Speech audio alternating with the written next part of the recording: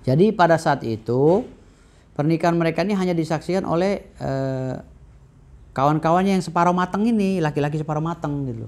Jadi wali hakim, benches ini gitu kan.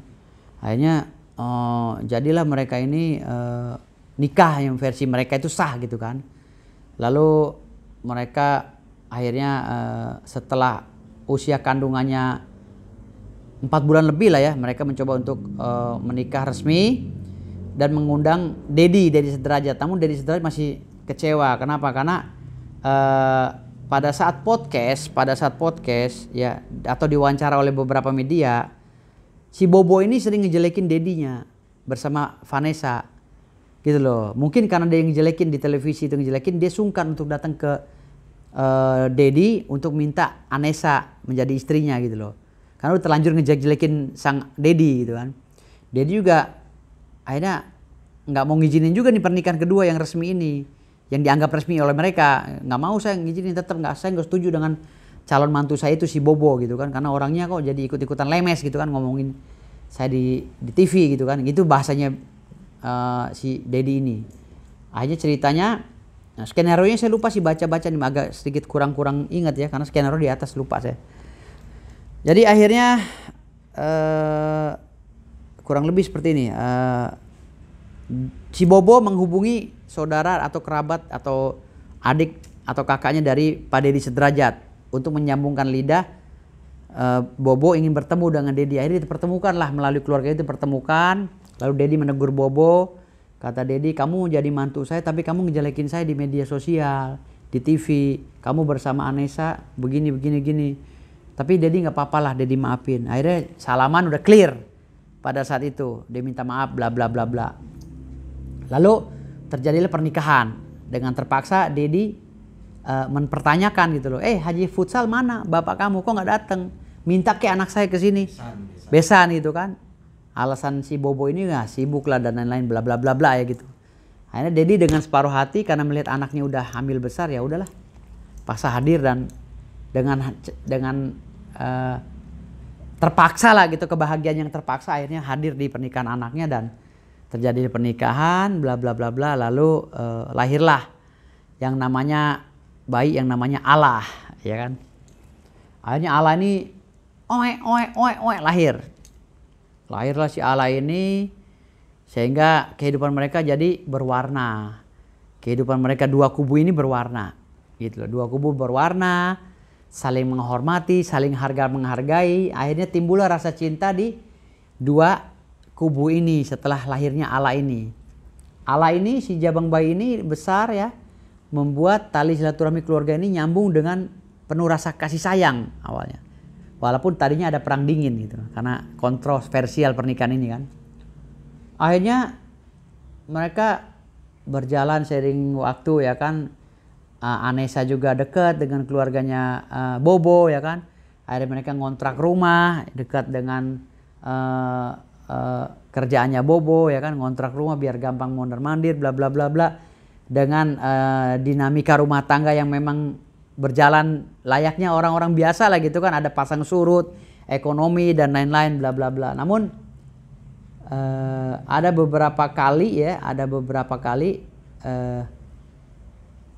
sengketa pemikiran lah menurut saya itu ya kan, selisih pendapat antara Bobo dengan mertuanya ya, yang namanya Dedi Sederajat ya, beberapa kali ya.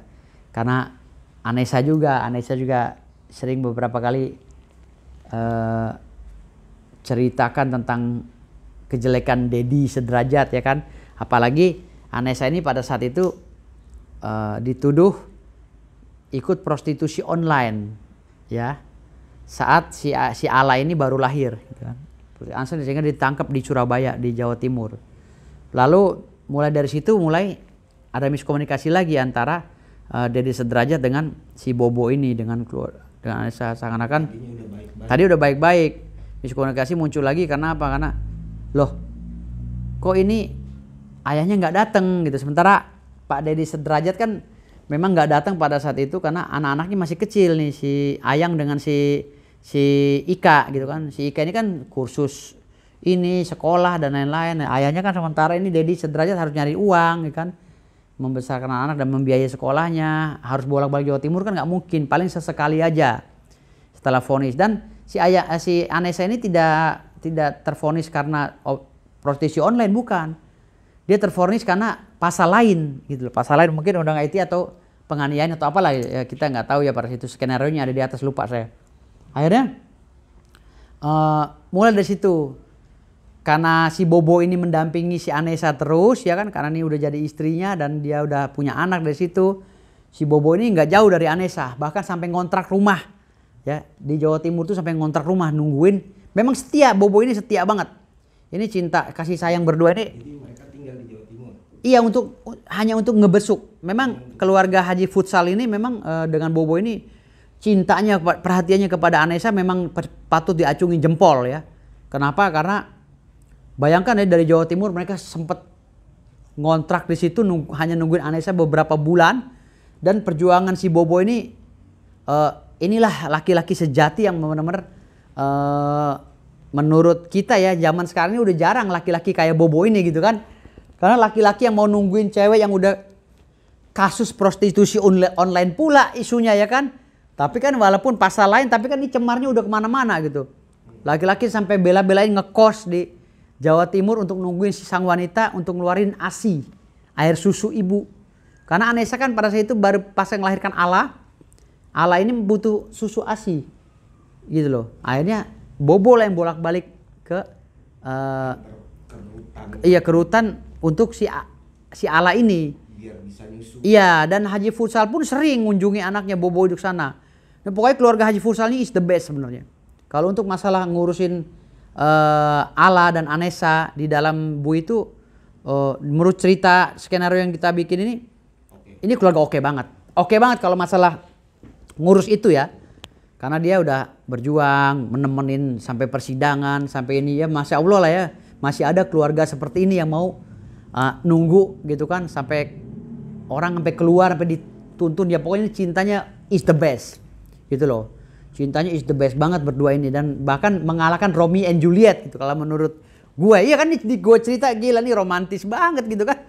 Ini nggak hujan-hujanan, untung nggak geledek-geledekan gitu loh, nggak hujan-hujanan, tapi ini romantis.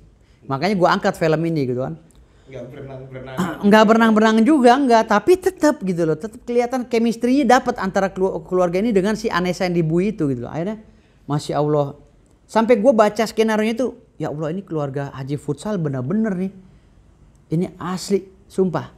Nggak ada keluarga kayak begini semertua-mertuanya yang mau memperhatikan ya si mantu yang dalam kondisi terpuruk ya, dalam kondisi dia itu jatuh loh. Karena rata-rata laki-laki ini kurang ajar. Kalau ceweknya masuk bui, lakinya nyari lagi, pacaran lagi kan gitu. Tapi ini tidak untuk Bobo gitu. Akhirnya miskomunikasinya hanya karena itu aja. Karena Pak Dedi ini dianggap tidak kooperatif, tidak perhatian terhadap kasus Vanessa, Anessa mah Vanessa mah beda ya. Vanessa mah artis yang ini di alam nyata. Kalau Vanessa ini kan baru cerita fiksi kalau Anessa ya. Akhirnya si Anessa ini dianggap Bobo ini nganggap mungkin miskomunikasi sama mertuanya karena ya, itu sibuk kan, jauh dari Jawa Timur ke Jakarta bolak-balik harus kereta, gimana lagi gitu kan. Sementara mungkin biaya mungkin mereka juga nggak ada. Sementara Pak Haji Futsal kan pengusaha, mungkin ada biaya lah buat ngekos apa segala. Ditungguin lah sampai selesai.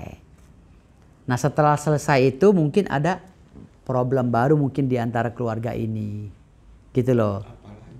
Ya mungkin karena itu tadi Bobonya mungkin menghasut atau bicara bahwa apa ya ayah kamu, aku yang sibuk bolak-balik di sini, ya kan, ayah kamu santai-santai di sana dihubungin susah mungkin gitu kan. Padahal itu kondisi ayahnya pun ya mungkin juga lagi kusut juga pasca, apalagi kan lagi ekonomi lagi negara pada saat itu dunia antah berantah lagi kacau gitu kan. Kacau balau. Akhirnya ya udah si Anessa keluar disambut baik sama keluarganya ya kan. Mulailah kehidupan lagi gitu kan. Ya tetap miskomunikasi tetap terjadi gitu. Tapi harmonisasi keluarga juga tetap terbentuk gitu loh. Antara kedua pihak, antara keluarga Deddy Sederajat dengan Haji Futsal ini gitu. Hanya kumpul berjalan bersama-sama. Nah, sampai satu ketika dua pasang sejoli ini kecelakaan. Jadi ketika itu mereka sedang naik daun lah ya. Pasca itu pada saat itu negeri itu sedang kena wabah besar ya, sehingga ekonomi keluarga hancur semua, termasuk ekonomi Bobo pas segala. Namun pada saat ekonomi itu hancur, mereka tetap setia sampai si Allah ini besar. Allah ini agak besar lah, umur 1-2 tahun lah. So, mereka akhirnya mereka sudah mulai berbisnis di Jawa Timur. Sudah mulai ada peluang di Jawa Timur. Selain itu Anessa juga udah mulai ada banyak job-job TV lah gitu kan, udah mulai ini itu. Ekonomi mereka mulai berkembang dan mereka cita-cita mau punya rumah ya kan. Akhirnya mereka kebeli mobil dulu ya kan, mobil baru itulah yang membuat petaka akhirnya. Nah, mobil baru itulah yang membuat mereka ini, cinta mereka ini terikat sampai mati. Gitu loh. Dan mereka pun dimakamkan satu liang, di dalam liang yang sama. Ya inilah bukti bahwa mereka itu cinta sejati. Cinta abadi sampai mati. Namun tidak sampai di situ permasalahan itu. Ya, dalam cerita film ini, dalam skenario ini saya baca tidak sampai di situ. Ketika 3 harian atau beberapa harian anaknya meninggal, Deddy Sederajat ini didatangi oleh wartawan. Ditanyalah, gitu kan. Si Bobo sama Anessa ini Udah meninggal, udah dikubur lah ya. Ditanyalah oleh wartawan Deddy Sederajat. Deddy, ini ada meninggal begini, programnya apalah, masalah asuransi dan lain-lain lah, saya nggak bisa kupas di sini karena saya lupa skenarionya. jadi tinggalannya Anessa sama Bibi. Ada asuransi, ditanya kan asuransi mungkin mau dikemanain apa segala itu. Ya akhirnya ya dibilang ya saya cairkan mungkin atau apa ya. Begitulah skenarionya, saya lupa baca ya. Singkat katanya begitulah, mulai asuransi, lalu mulai daripada donasi, asuransi dan donasi inilah menjadi malapetaka dua keluarga ini. Jadi ini waris lah. Waris, masalah waris ya, lebih ke masalah waris dan sumbangsi untuk si Allah yang sudah menjadi yatim piatu ini gitu loh. Namun karena pihak ketiga ya, akhirnya Haji Futsal sama Pak Deddy Sederajat ini miskomunikasi. Kenapa? Pihak ketiga ini rombongan yang mengaku-ngaku kawannya si Anessa ini ya, yang dari kalangan jin iprit ya kan, dari alam barzah ngumpul semua gitu loh. Halo, aku ini ya kan, dia podcast terus masuk ke Instagram lah pada saat itu kan, zaman anta berantah, Instagram, YouTube apa segala. Aku teman dekatnya loh, aku ini. Sementara Deddy Sederajat bilang, siapa lu? Gue nggak pernah lihat lu waktu Anessa masih hidup gitu. Mulailah miskomunikasi itu, miskomunikasi mungkin karena kesel ya kan. Pak Deddy Sederajat udah dibully sama orang-orang se-Indonesia, sementara Haji Futsal yang dianggap sebagai besanya kok nggak memberikan pembelaan atau minimal melarang lah orang-orang di pihak sana untuk membuli, tapi malah seakan-akan mendukung. Lalu terjadi miskomunikasi yang berkepanjangan sehingga pihak alam barzah dengan alam goib ini perang. Ini orang ketiga nih. Karena ada muncul lagi alam goib dari pihaknya dari Sederajat. Makhluk alam goib perang melawan makhluk alam barzah. Rame akhirnya, saling lapor polisi lah, inilah itu, ya kan. Udah nggak karu-karuan nih, udah ada yang endorse ya kan, sambil berantem babuk-babuk, syuting endorse kaos, besoknya berantem lagi masuk TV itu, syuting endorse topi ya kan, babuk-babuk, syuting endorse bedak ya kan. Akhirnya si bayi si Alani digendong-gendong, video ditaruh geletakin, besok udah terkenal endorse, makin banyak aja nih. Ya kan? Nah, dalam alam goib ini muncul lagi pengacara kan gini. Kan alam barzah ini udah maki-maki nih. Keluarga Deddy Sederajat dianggap serakah lah dengan warisan bla bla bla. Wah, diserang. Sementara Deddy Sederajat udah punya lawyer, tapi lawyernya kurang begitu bisa mengcounter gitu kan. Urusan-urusan itu dicari siapa lawyer yang bisa ini kan, yang bisa mengcounter ini kan, serangan-serangan dari alam barzah nih, orang ketiga dari alam barzah. Ah, ini nih, ya kan? Ini si lawyer ini terkenal di dunia entertain ya kan, orangnya juga selon. Udah pakai dia aja. Cerdas dan selon, pakailah, bener ya kan? Si lawyer ini. Kayaknya saya orangnya kenal. Hah? Kayaknya saya orangnya kenal. Enggak, itu dalam skenario. Enggak kenal, situ enggak kenal. Pemainnya pun belum ditentukan gitu loh. turunlah lawyer ini ya kan, ngelawan si ikan betok ya kan. Lawyer ini ikan lele ya kan, dicemplungin itu di kolam ikan cupang ya kan, makin seru nih. Akhirnya ikan cupang mental dong ya kan. Ikan cupang kalah mental tuh sama ikan betok sama ikan lele ya kan. Nah sementara dari versi alam Barjah ini ikan betok yang keluar ngobok-ngobok ikan cupang. Nah dari ikan cupang yang sebelah manggil ikan lele diobok-obok lagi.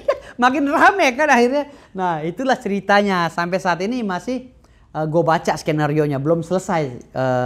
Skenario-nya gue baca belum selesai. Tapi di sini gue melihat bahwa kasihan juga sih sama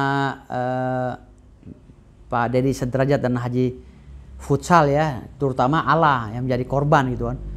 Apalagi Ala ini pasca tabrakan orang tuanya dia masih luka ya kan. Anak sekecil itu udah digendong sana gendong sini sama orang yang lain-lain. Ini ada waktu kecelakaan itu ikut. Ada, dia dioperasi matanya udah sampai belum berapa hari dioperasi dia kan udah mulai masuk media sosial, ditampilkan begitu tanpa di-blur ya kan, tanpa disamarkan namanya. Akhirnya jadi bahan semacam bahan eksploitasi gitu loh. Pemikiran-pemikiran sebagian orang, kok nih anak orang pada datang tanpa disortir, zamannya wabah penyakit yang sedang mendunia kan. Kok tanpa disortir kok ketemu orang gendong orangnya jadi viral, besoknya endor ya kan. Datang lagi orang lain, ayo lu ala, ayo sama tante. Digendong-gendong begitu akhirnya viral ya kan. Tante yang gendong ini viral. Besoknya tato tante ini masuk ke channel YouTube orang lagi promoin bedak.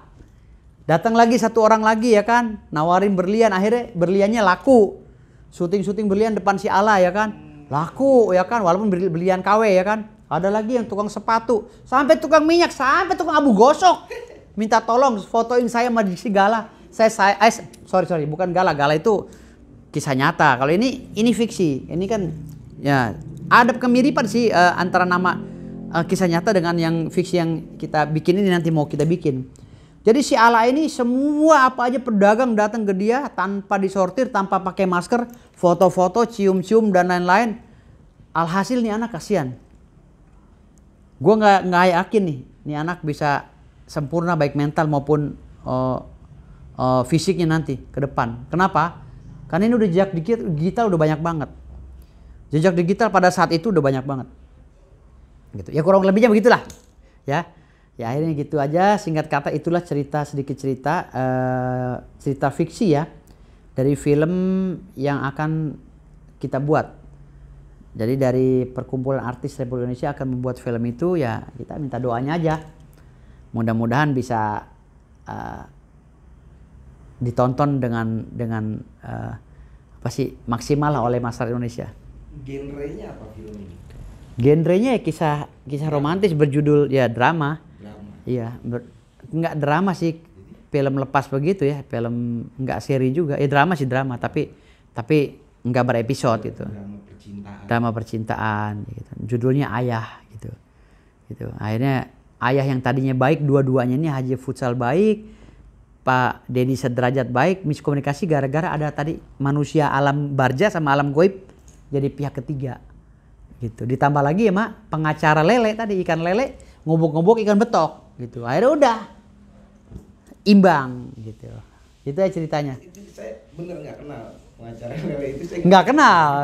Kalau gue nggak kenal pengacara lele, tapi gue baca di skenario-nya ada gitu. Ada gitu. Pengacara lele ini emang udah sekarang lagi terkenal banget gitu loh pada saat film itu dibuat gitu. Terkenal banget sampai Presiden Moskow, Presiden Afrika pada telepon kan semua manajemen Ferrari. Gimana? Bener gak tuh? Pengacara lele terkenal katanya. Karena lele ini ngobrol-ngabrik si betok ini gitu.